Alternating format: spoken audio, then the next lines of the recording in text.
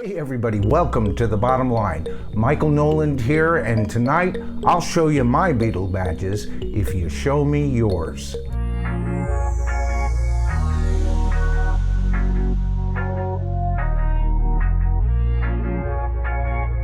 So tonight it's back to Beatle lore and a bit of Beatle history as I review Geoff Emerick's book, Here, There, and Everywhere. Of course, the book is his memoirs on his time as the Beatles' sound engineer, working directly with the Beatles' producer, George Martin. And the book is a treasure trove if you're a musician, most definitely. But even if you're a Beatle fan, some of the things that he uncovers in this book are truly amazing. This man, along with a few other engineers of note, such as Ken Townsend, Norman Smith, Phil McDonald, were all part of a Beatle machine instilled at what was then called EMI Studios, now commonly referred to as Abbey Road Studios. This young man, literally a teenager at the time that he officially took over as the Beatles engineer underneath George Martin, then replacing their original engineer, Norman Smith. Now, Geoff had already learned a ton from Norman Smith, and there's no doubt a whole book could be written on him alone. It was during one of the very first times the Beatles recorded at Abbey Road that Geoff was present. He was just learning the ropes at that time and wasn't even there as an official team member. But he watched the Beatles go through a song that George Martin just knew was a #1 hit. Now, the Beatles didn't write the song, so they weren't crazy about it to begin with, because as we all know, the Beatles wanted to write their own material right from the outset. But George told them, when you can write a song as good as this, we'll record it. Until then, just do what I say.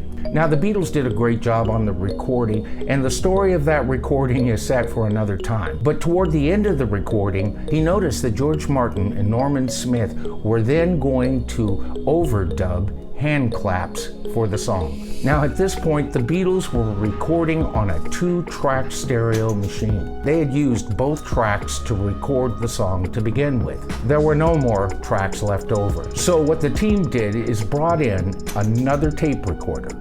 They then played back from this tape recorder into that one, thus freeing up a track. Now, Geoff Emerick would remember this trick, especially during the so-called 4-track recordings of Sgt. Pepper. You know, Sgt. Pepper gets a lot of credit for being this masterpiece only recorded on a 4-track machine. And while that's true to a degree, there were many times in the recording where they had to use 2 4-track machines and then transfer 2 or 3 tracks over to another machine, thus freeing up a few more tracks. So although Sgt. Pepper is truly a masterpiece, and in no way can you really claim that 2 4-tracks equals an 8-track recording system, but it's just this kind of studio trickery that kept the Beatles one step ahead at every single point of their career. Can you imagine? He started work at 16. By 17, he's recording the Beatles.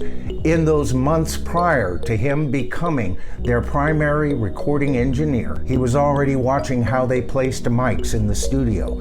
He was amazed that engineers couldn't touch them. You see, Abbey Road at the time had brown coats. Those were janitorial staff, cleaning staff who maintained the premises. And then they had the white coats. These were the lab people. They were responsible for the expensive mics and the placement of those expensive mics. They were responsible for recording engineers towing the line, following the rules of EMI Studios. EMI, you have to remember, was in business, and they had a ton of very expensive recording equipment they had to keep tabs on. And then, of course, there were the recording engineers and the producers who would wear ties, coats, as well as upper management. Now, this 1950s approach may have worked before, but around the time that the Beatles showed up on the scene, things were already changing. And this young man was looking for every opportunity to learn more. Over the months, he would go on to take on more responsibilities, Sometimes this would take him out of the picture as far as being on the scene with earlier Beatle recordings prior to Revolver. He was there for some of them, don't get me wrong, but they were pulling him into the mastering room where he said he learned a ton. And I bet he did. And early on, there was even a time where he couldn't even be in the control room. He had to be in a side room due to recording constraints. This would frustrate him, but he duly did what he was told to do, looked for every opportunity to improve his skills. And by the time Norman Smith was ready to leave the scene, we had a young man capable of not only taking his position, but offering something more to the position that had been there before. So starting with the recording of the Revolver album, Geoff Emerick was on the scene. Here's where it is so obvious this young man had been paying attention. Now this was perfect timing for the Beatles. You see, they were already pushing the recording boundaries with their last album, Rubber Soul. Now by the beginning of the recording sessions for Revolver, the Beatles' biggest sonic complaint up to that point was the lack of bass response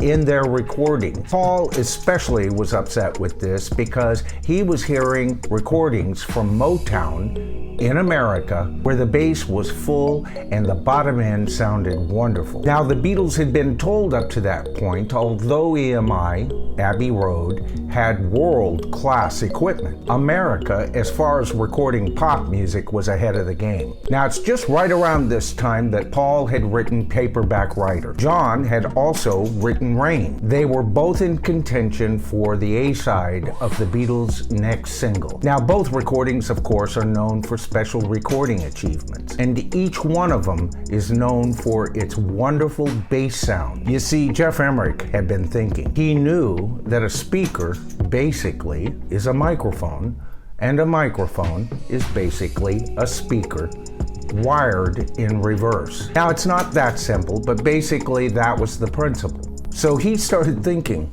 what if I rewired a bass cabinet speaker so that it would record another bass cabinet speaker plugged into Paul's new Rickenbacker bass, which by the way was already improving his bass sounds, and he wondered what would happen. He talked it over with a few engineers and they thought he was nuts. But he talked to Ken Townsend and Ken Townsend thought the idea had merit. They both discussed on how to accomplish this. By this time, George Martin and the Beatles were used to Geoff Emerick achieving better sounds. He had already demonstrated with his close miking techniques that he could achieve sounds that engineers had not achieved up to that point. A better sound on Ringo's bass drum? Stuff a four-neck sweater into it. Shove the microphone super close, and voila, you've got a sound like you've never heard before. George Martin hearing the possibilities of yet another orchestration like he did on Yesterday. Paul thinking, oh, wait a minute, we've done that before. Geoff Emerick thinking, close miking. Now it's interesting, when he put the microphones real close to the string players, he noticed they kept backing up. Later, when he shoved these microphones in front of horn players, they were all for it. And of course, he did that with Got to Get You Into My Life. But this time, they recorded not just a quartet like they did with the song Yesterday, they recorded an octet. And this time, the microphones were so close, you could hear the bows crossing the strings. This was a different and more exciting, more intimate, more direct orchestration than we had ever heard before in a pop record. Now it's interesting, George Martin laid claim to having the idea of taking pre-recorded music, chopping it up, throwing it in the air, and then having it spliced back together in order to get a different kind of sound on John Lennon's For the Benefit of Mr. Kite. Yet here in the book we realize this was a trick he learned from Geoff Emerick, and the trick was first performed on the recording of Yellow Submarine. They had left a short, small section in the song for an oompa band. That's where they got the idea of going into EMI's recording vaults and retrieving some music that would fit the bill. Geoff Emerick and George Martin chopped up that tape into 1-inch splices, threw it into the air, reattached it, and it's interesting. It came back almost identical to the original recording. That's when they just switched a couple and it was different enough so that EMI would not have to pay for that recording every time that Beatle record was played on the radio. So great art from a budget-friendly producer and an even more capable sound engineer. John Lennon needs his voice to sound like a Dalai Lama from a hill. Let's put his voice through an organ speaker, a Leslie speaker.